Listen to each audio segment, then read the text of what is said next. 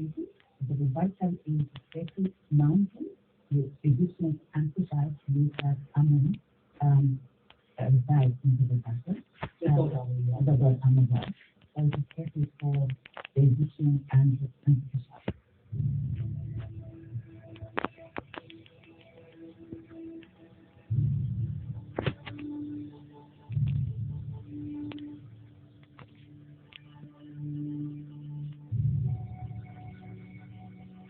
The Kushite New Kingdom at Napata is near the modern-day town of Karima by a mountain known today as Jebel Barkal.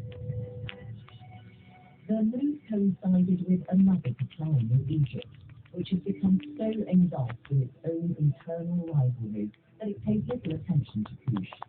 This meant the kingdom at Napata, which began in Al-Kuru, could develop undisturbed.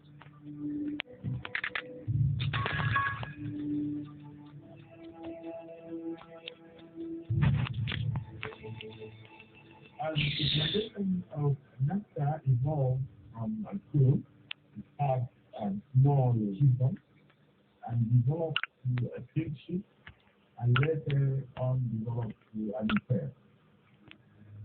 By the 8th century BC, the kingdom of Kush was grown ever richer and more powerful. At the Kushite capital of Napata, the mountain dominated the landscape, much as it does today. In its shadow, life goes on in Al-Qura. How am I supposed to abandon the open desert in search of human inhabitants?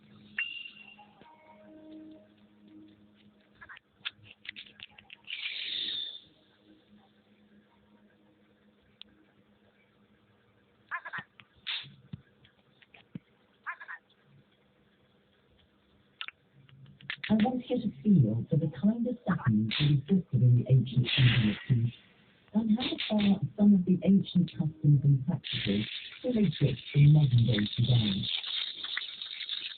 Well, I've been asking the ladies of the house to show me things which I know were used in the era of the Kushite and which I know are still used today. And this was what Flora was used, and this was used in ancient times to keep water cool.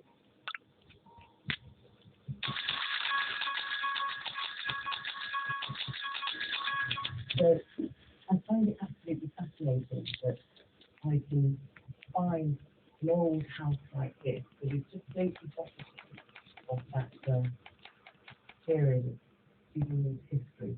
And you can see the traditions of the Kushite kingdom still living on in the people who inhabit this area. People here eat the same grain and use similar earthenware storage urns. And the style of beds is one that has been in continuous use since ancient times. I remember beds like this in the second, but people and trying to use mattresses, which is why I suppose why this is just been used as a puppetry against them.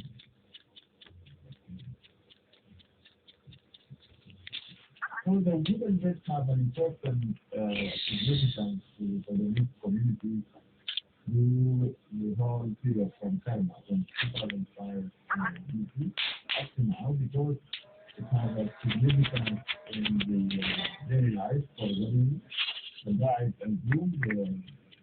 The ceremony passes on a wooden bed, it's called an bed, and even for the separation of the boy, it was used. And finally, it was used to carry the deceased. If someone dies, he will be carried to his final destination by somebody.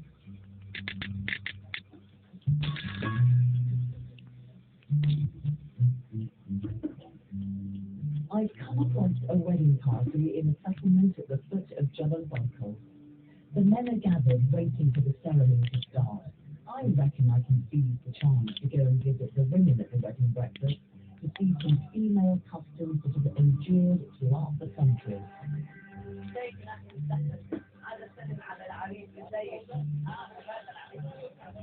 The bridegroom very helpfully takes me across the road to the villages.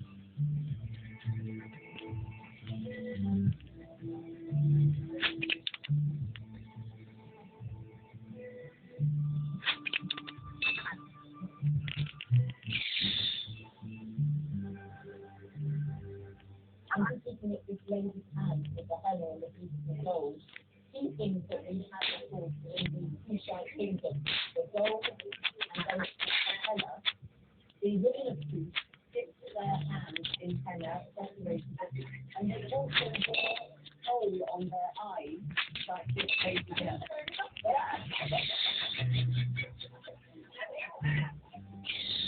And this is the holder that the scroll is kept in today.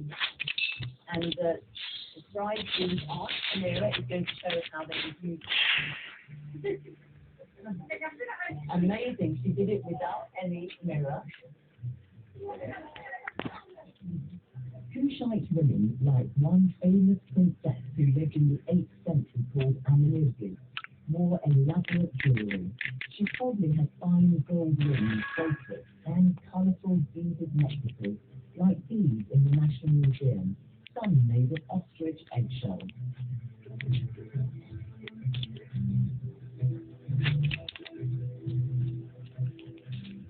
Amenuzi would have worn her hair flat to the head with a top knot, her long nose stained with henna, and her eyes darkened with coal. So you can see the continuity of tradition is very much alive amongst the women at the wedding preparations. And you can also see it in the very masculine pursuit of wrestling, an activity which has stood the test of time. The Kushites were renowned wrestlers and were held in high esteem for their skill and fighting ability. Today in Sudan, especially in the Niger Mountains in the southwest of the country, wrestling tournaments are held regularly. In days gone by, the Kushites would have engaged in such wrestling matches for sport. These local young men are clearly letting off a bit of steam as well as entertaining spectators. By the early 8th century BC, ancient Egypt's fighting capabilities was much diminished. The country had grown weak and it could no longer ward off invaders. Egypt came under the rule of princes from Libya who had their own traditions and religion and had no regard whatsoever for those of the Egyptians. This was a source of great dismay to the Kushites. Through centuries of interaction, the Kushites had a religion and culture similar to the ancient Egyptians. They spoke their own Cushitic language, though they used Egyptian hieroglyphics for writing.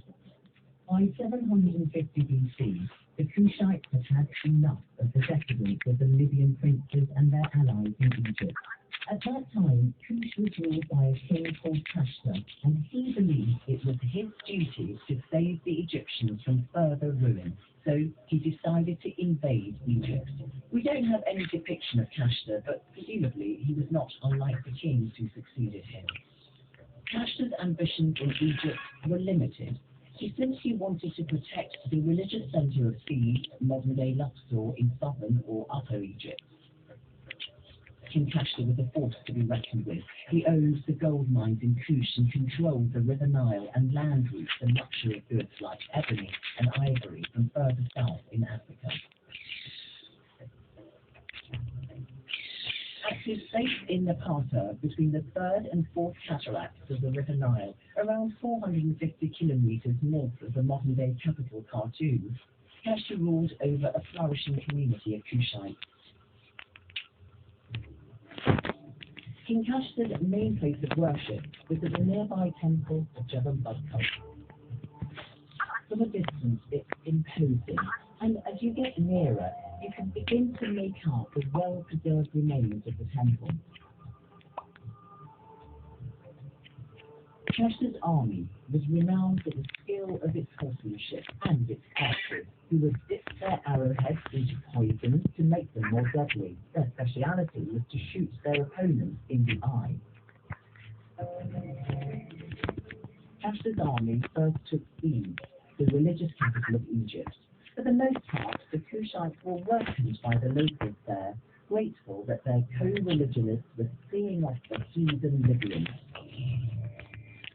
With Thebes secured, Kashta could rest easy. 3 years after he'd begun the campaign into Egypt, King Kashta died. He was buried in Al-Kuru in his homeland of Kush. Kashta's body was mummified in the Egyptian fashion, and placed in a highly decorated wooden coffin covered in gold foil with inlays of coloured glass of lapis lazuli. His body was placed facing east, in the direction of which the sun rose, and the coffin was placed in a grave like this, above which a huge pyramid would have stood. As befits a dead king, Kashta reviewed a large number of grave goods for the afterlife. Pottery, personal ornaments, and jewellery were buried with him beneath his pyramid.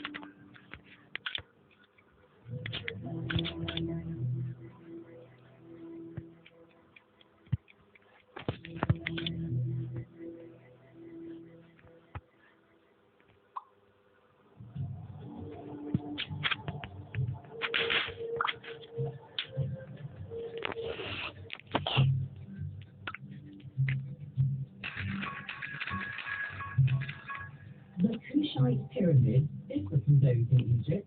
They're smaller, steeper, and made of red sandstone. There are 1,000 pyramids that have been discovered so far in Sudan, but only about 300 of them